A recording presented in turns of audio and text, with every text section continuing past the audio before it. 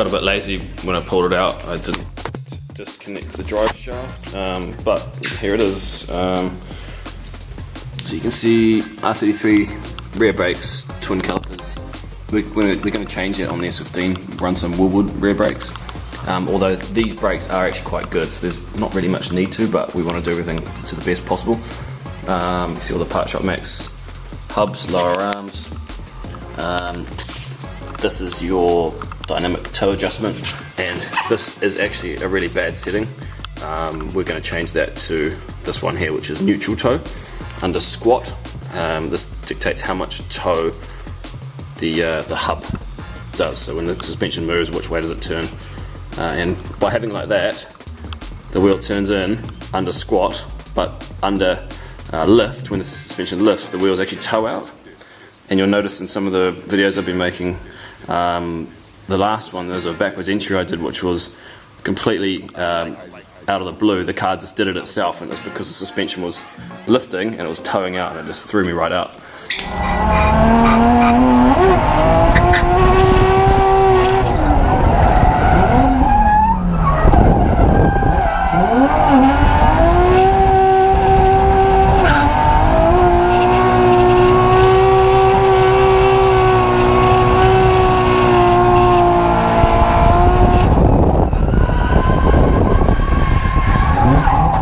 We've got the Winters diff here, which is quite a big beast, and the axles, and just a normal Skyline subframe.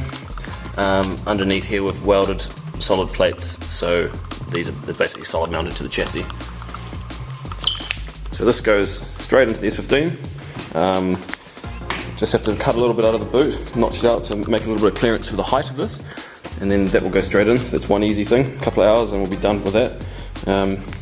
So the whole conversion should be quite an easy thing because all this stuff sort of fits. So here's the R33 rear end, and here's the rear end out of what the S15 had in it before. So you can see just your more generic kind of stuff. It's got Driftworks hubs, all the caster arms, all the adjustable arms, R200 diff, 5x1 lock diff, and just a normal setup. I'll probably end up putting this into the R33 so I can keep the car rolling. So whoever, this thing will at some point be for sale. So whoever buys it, I want to try to keep it rolling so it's as easy as possible for people to just jump back into drifting and get it going.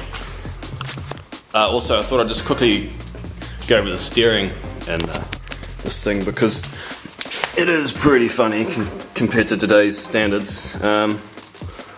So, factory R33 hubs, factory lower arms, except they've been extended 70mm, and that's the trick with these cars, any car. You need to get clearance between here. This is the biggest problem where you get clearance. You can see I've cut that away in a pretty bad way, but I've definitely cut it away. So and that basically gives the wheel more lock so it doesn't hit the chassis. This is an 18x9-inch wheel, and that gets plenty of clearance against the chassis now with these arms extended 70mm. So the trick is to extend these arms 70mm, and what you want to do is build a one-piece lower arm. So this is all one piece essentially with the rest of the arm, and it makes it for a very strong arm. The only thing is you can't use these adjusters.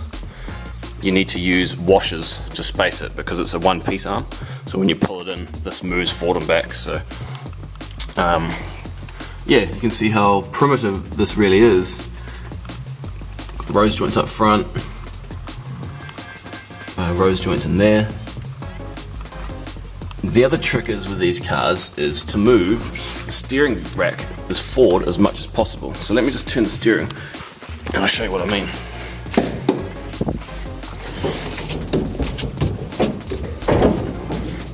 So basically the steering rack is almost hitting, it's very hard to see, isn't it? The steering rack is almost hitting on the lower control arm bolt. So this rack has been moved forward about 40 millimeters. It's easy to move a rack forward 25 millimeters, but to get ultimate steering response at angle, you need to move the steering rack at least or near 40 mil. So if we just pull this boot back, there you go. You can see how far forward I've managed to get the rack.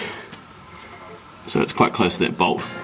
And that makes a huge difference at steering lock. At maximum steering lock, the steering becomes very light to use, and so it's very easy for me to drive the car on maximum lock. You can see here the clearance on the front wheel, how it follows that arm around to the front. It's very primitive. It's just basically like YSFab have done in today's setups, but we just did this ourselves. The other thing we had to do was extend the top camber arms. So these have been cut and welded to space them out to bring the wheel out. Otherwise we had too much camber. So the bottom arm's been moved 70 mils and the top arm's been extended about 30 mils. And that brings the whole wheel out and it gives us maximum clearance and steering lock. You can see just here, it's just this factory cut and welded hub. With reduced Ackerman, it still has Ackerman, but it has a lot less Ackerman than factory. I tried factory hubs on these cars with no Ackerman, and that was terrible. There was no steering control at all, and it was dangerous to drive.